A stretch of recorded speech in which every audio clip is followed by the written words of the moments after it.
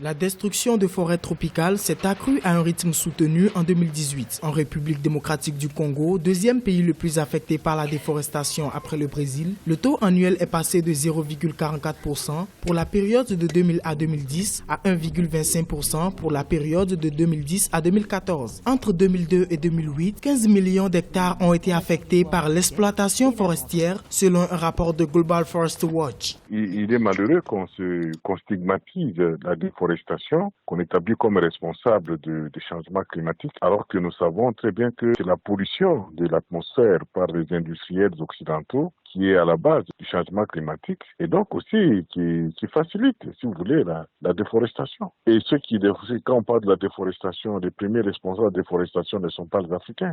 Selon un rapport de Global Forest Watch, en matière de pertes, le Ghana et la Côte d'Ivoire ressortent respectivement avec 60% et 26%, et ces chiffres se traduisent par la culture du cacao. Il faut continuer l'effort de reboisement comme on le fait à travers le monde, mais il faudrait surtout, à mon humble avis, pour que cet effort soit encouragé, il faudrait qu'on permette à l'Afrique d'accéder au crédit carbone. Le crédit par carbone, qui est la taxe naturellement payée par les pollueurs, au lieu qu'elle profite aux pays occidentaux qui polluent, il faudrait qu'elle profite à ceux qui séquestrent le gaz carbonique. Il faut aussi noter que Madagascar a perdu 2% de ses forêts primaires en 2018, ce qui le place en tête des pertes enregistrées pour la même année dans les pays tropicaux.